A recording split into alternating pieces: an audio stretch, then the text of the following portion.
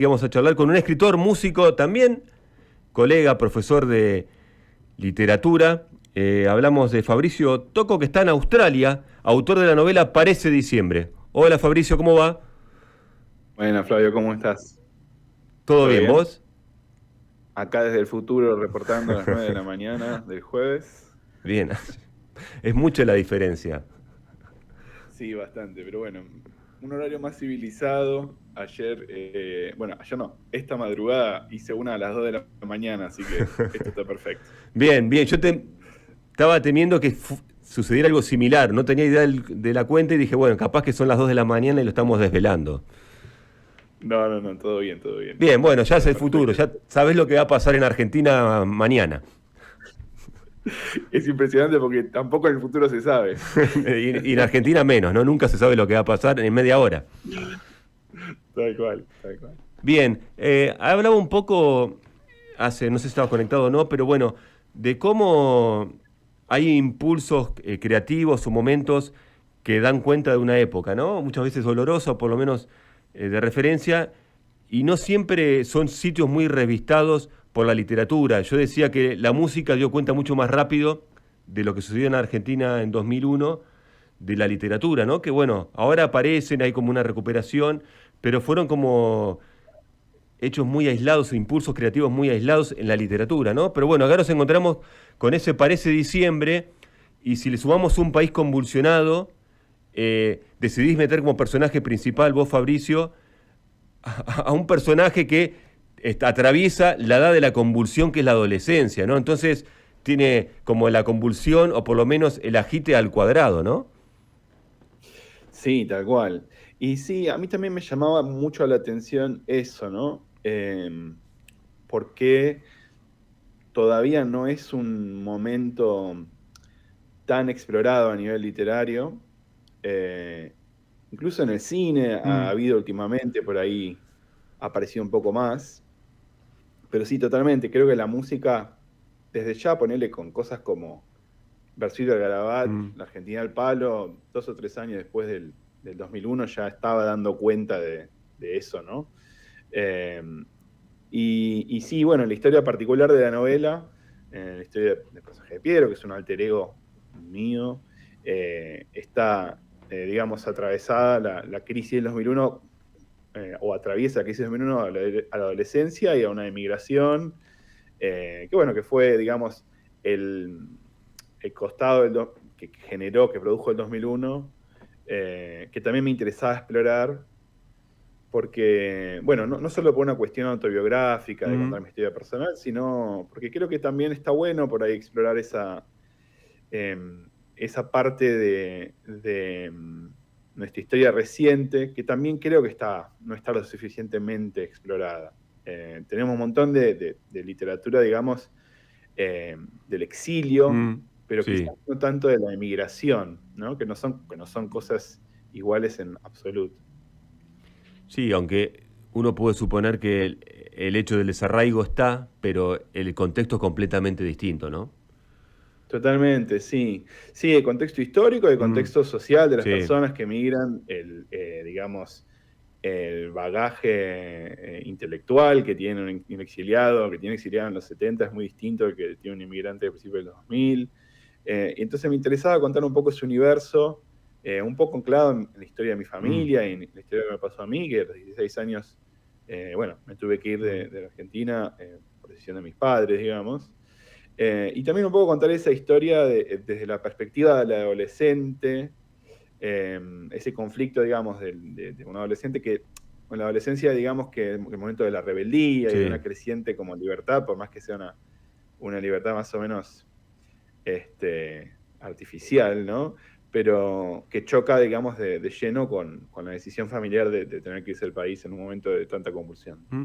Y la adolescencia, por eso sí, digamos, esta circunstancia de sentirse, digamos, conmovido o convulsionado al cuadrado, digo, porque en definitiva lo que se da ahí en el adolescente, que por sí ya es difícil, ¿no? Ser adolescente, es de algún modo el golpe de la realidad, y este desarraigo y partida es también cortar con la adolescencia. Bueno, ya dejá de ser adolescente, afrontar el mundo de otro lugar porque ya no hay tiempo para la adolescencia, ¿no? Totalmente, sí, es, digamos, una historia de algo que me parece que sucede muy frecuentemente en las novelas de formación, digamos, que es una historia de la pérdida de la inocencia, Mm, básicamente, ¿no?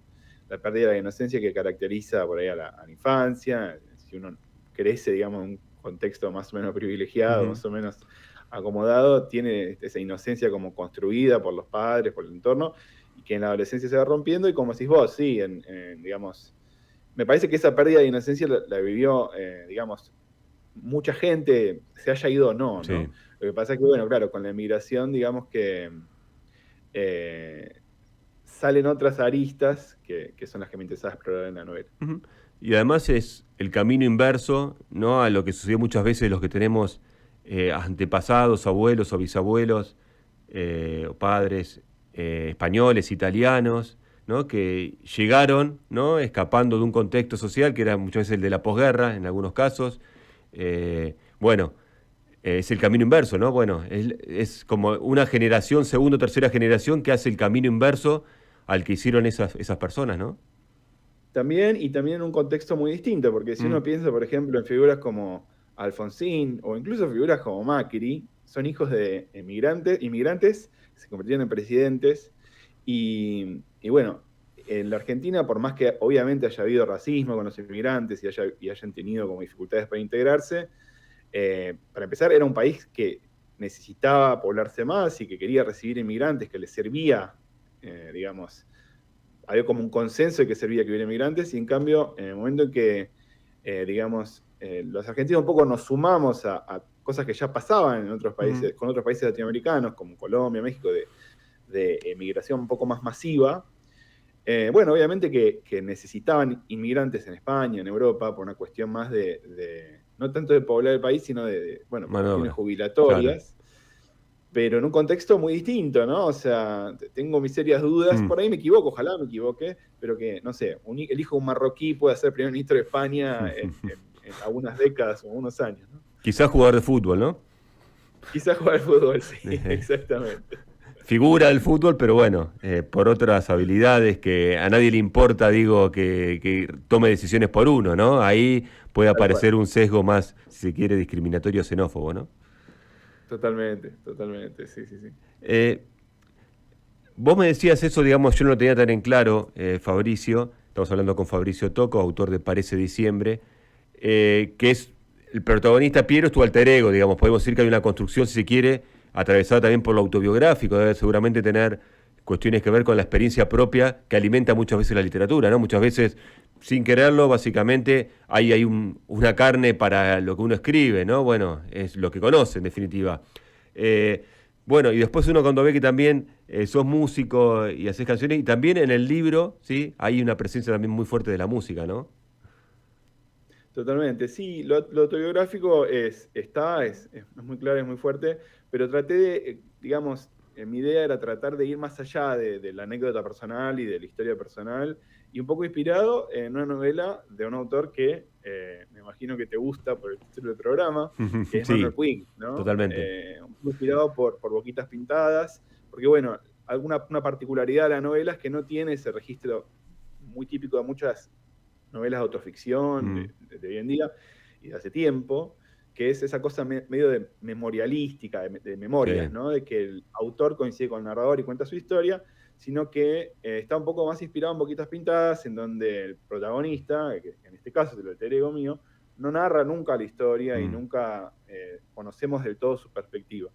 Y después por el lado de la música me interesaba mucho retratar el poder transformador que tiene la música en la adolescencia, en mm, cualquier adolescencia, pero en ese contexto sobre todo, en el que creo que, como decías, otra forma por ahí en la que la música respondió al 2001 fue, digamos, esto por ahí es una impresión muy personal, pero no sé, me acuerdo, por ejemplo, cuando a Juan Quintero le dieron el premio Clarín Revelación, no sé si fue en el 2004 o en el 2005, y me dio la impresión de que había como reacción al mm, 2001 un regreso digamos, al tango de folclore, que obviamente nunca se venía del todo, mm. sobre todo uno piensa en Divididos en los años 90, Sí. que tenía digamos, una conexión muy fuerte con el folclore, pero en el caso personal de mi historia, digamos, en mi casa en los años 90 se escuchaba música en inglés, rock en inglés,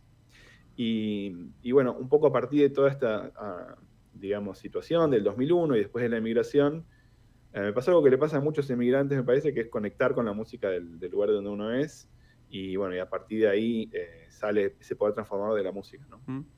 Hablabas, algo me interesa siempre cuando hablamos con escritoras y escritores, en lo que es la construcción del relato, porque siempre, bueno, ahí mencionaste el nombre del programa, pero mencionaste a Manuel Puig, y uno cuando revisa muchas veces los manuscritos, los originales que están ahí en internet, se puede disponer a partir del sitio Arca generado por la Universidad Nacional de La Plata y a partir de la generosidad del hermano de Puig, digo, uno descubre la cantidad de correcciones, tachaduras y reescrituras de su texto, ¿no? Entonces, siempre me interesa también indagar un poquito en los escritores, y hemos descubierto en esta Maldición Eterna muchas veces el cambio de perspectiva.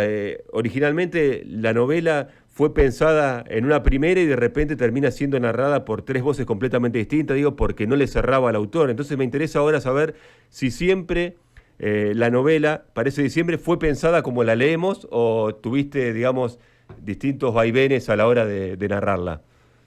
Sí, es muy loco porque si bien yo empecé a escribirlo hace 20 años, eh, siempre tuve bastante en claro eso y digamos que quería que la estructura fuera así, Bien. que fuera, digamos que fuera por ese lado, pero tuve digamos, cierta resistencia entre algunas editoriales, por Mm. ejemplo, de no querer publicar el texto porque encontraban, digamos, que no encajaba mucho con esa tendencia, digamos, de la autoficción, de Claro, narrar todo desde el yo. la literatura del Pero, yo. exacto. Pero sí, eso siempre lo tuve muy claro. Pero bueno, sí, el proceso de escritura fue lento y bueno, estuvo atravesado por otras vaivenes de emigraciones personal. Mm. Pero en ese sentido sí. Y bueno, también otra cosa que tiene de Puig, bueno, que quiero que tenga de Puig, no sé Mm. si la tiene, pero Sí, que quiero que tenga de Puig es, digamos, el interés o la fascinación con la lengua oral, ¿no? Con las sí, voces totalmente. y con cómo suenan las voces, y en el caso de la novela, con cómo esas voces y esas palabras se ven afectadas por la inmigración, Mm. ¿no? Cómo cambia el lenguaje el hecho del lugar donde uno vive. Y aparte de algo que genera la oralidad en cualquier tipo además de la novela, en Puig y en sí desde la época digo, del hombre encerrado en la caverna contando historias, ¿no? Digo, genera también esto que podemos definir como una construcción o reconstrucción de la memoria. En definitiva, lo que recuerdo realmente sucedió o estoy construyendo un recuerdo, ¿no? Desde el presente, y claro, sí, dicen que la memoria es, digamos, el recurso más imaginativo y creativo que Mm. tenemos, ¿no? Hay Sí. algo de eso. Y en ese sentido, la escritura se hace un desafío, ¿viste? Porque tenés que pensar si las palabras que estás usando fueron palabras que se usaban en ese Mm. momento, o si son nuevas, o si, digamos, son más importantes ahora que lo que eran entonces, etcétera, ¿no? Totalmente, ¿no? Y bueno, y ahí también aparece la memoria individual y la memoria colectiva, ¿no? Totalmente, sí. Sí, porque bueno, digamos, así como uno tiene ese cuidado o ese temor, sobre todo viviendo desde afuera, el tema de la escritura, digamos que usa mucho la oralidad.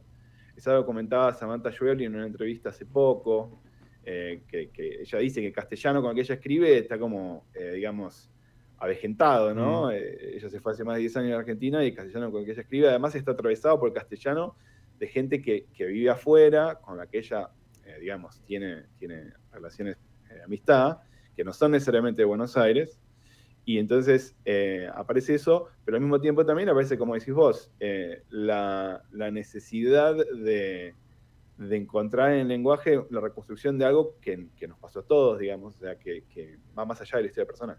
Mm. Que pensemos un poco en Piero, ¿no? Como personaje de Parece Diciembre.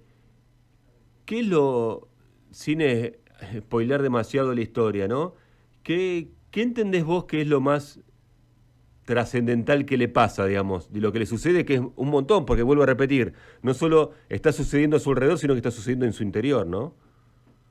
Claro, creo que, digamos, el arco narrativo que atraviesa el personaje lo que me interesaba contar a mí es cómo, digamos, esa pérdida de inocencia de la que hablábamos antes, eh, en algún punto impulsada por el contexto histórico, político y social, y al mismo tiempo también atravesada por la música, lo lleva a verse a sí mismo y a su entorno y al país con otros ojos, ¿no? O sea, como una apertura de conciencia, de ganar conciencia política y social, pero al mismo tiempo también, digamos, personal, o sea, al mismo tiempo también de ganar un entendimiento, como se dice en inglés, que antes no existía, ¿no? Un aprendizaje,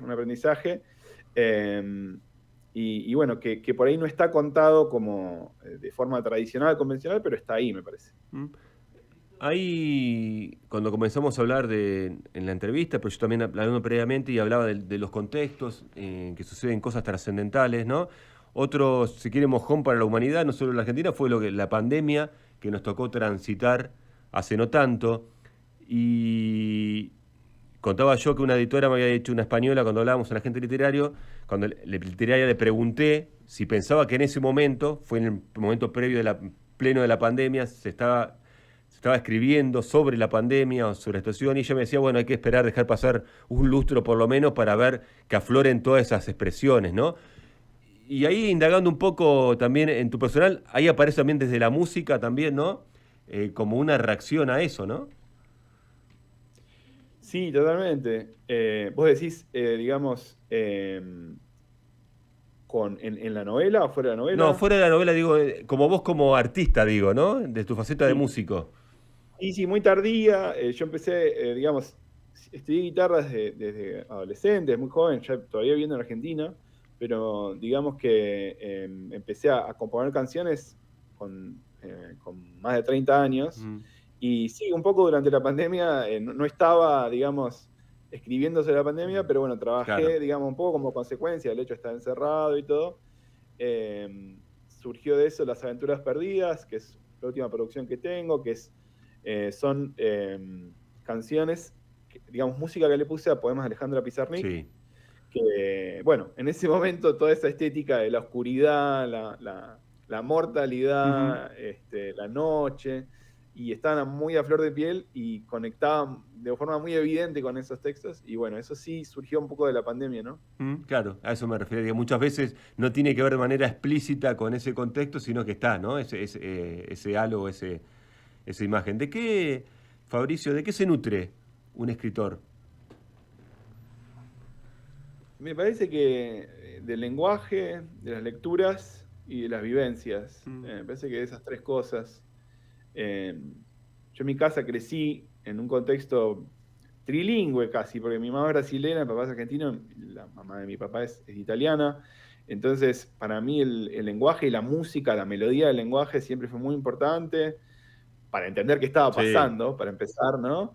Pero después también, digamos, uno va desarrollando ese amor por las palabras y bueno, en la escritura eso es re importante, ¿no? El tema de qué palabra usar, qué palabra descartar y me parece que, bueno, que el lenguaje es el material como, bueno, más importante que tenemos, más allá de los temas que uno toca y bueno, después las lecturas y las experiencias personales y cómo uno intenta, aunque falla siempre, ¿no? Capturar la vida a través de la literatura. ¿Sos de corregir mucho? Sí, sí, sí, me parece que paso más tiempo corrigiendo que escribiendo, me parece que es más importante todavía, que es parte del proceso, ¿no? Pero sí, Obviamente. sí, totalmente. Ahí hablando, hace un rato hablaba de Marcelo Figueras, de una novela, Todos los demonios están aquí, que transcurre, básicamente, está ambientada en ese diciembre. Y cuando hablaba con él, remarcaba también, trajo a cuenta a Rodolfo Walsh, que era muy meticuloso y le consideraba mucho más importante esta cuestión de tachar y achicar, ¿no? Que propiamente el texto. Y él decía, Figueras, en esa entrevista que charlamos acá en el programa, que es mucho más fácil ser barroco en la escritura que depurar el texto, porque cuando uno comienza o no, dentro de adornar el texto, uno se siente más seguro. Ahora, cuando uno quiere empezar a despojar y mostrar quizás un estilo personal, ahí, digamos, es más complicado ese ejercicio, ¿no? Por eso es una escritura propiamente esa corrección, ¿no? Totalmente, porque ahí uno le entra lo que en inglés llaman FOMO, o Fear of Missing Out, que creo que es una expresión que se usa mucho en Argentina, ¿vale? Que es esa cosa de decir, uy, si borro esta palabra, ¿se va a seguir entendiendo lo que estoy tratando de decir? Y sí, obviamente eso es parte del proceso, ¿no? La pérdida, las elecciones que uno hace. Te hago la última pregunta, Fabricio, estás en Australia, es de mañana, lo cual ya estás levantado y estuviste trasnochando. En este afán de corregir, hablamos de Manuel Puig, que noto que te gusta mucho, a mí también, te mencionaba lo de los manuscritos, y uno descubre ahí, ¿no? Esas tachaduras, esas correcciones, esas escrituras con su letra, propias de poder mecanografiar, escribir a máquina, ¿no? Hoy día que escribimos en computadora o a veces en un cuaderno, ¿sos de reescribir archivos, o sea, guardar copia de guardar copia, o vas borrando y arrasás con lo que ya está escrito? No, soy de guardar copias porque me parece que uno puede volver siempre a esas copias y Bien. lo que desechó quizás uno cambia de idea y realmente no le parece tan malo como le parecía y está bueno repescarlo. Bien, no, bueno, porque ahí, viste, hablo con el escritor y dice, no, borro, voy sobregrabando. Bueno, ahí hay una cosa, ni siquiera por la vanidad de pensar que eso puede ser memorable, a veces sucede eso, ¿no? Hay una cosa que se perdió, que uno se da cuenta que estaba mejor aquel texto que era 3 textos atrás, ¿no? Totalmente, sí, totalmente. Buenísimo, Fabricio. Parece diciembre, tu última novela. Te agradecemos el contacto desde Australia con Maldición Eterna. Y bueno, muchas gracias por la novela, que fue muy disfrutada. Gracias a ustedes, muchísimas gracias por tenerme acá. Te mando un abrazo. Un abrazo. Fabricio Tocco, Parece diciembre, la novela de la que estuvimos charlando. Y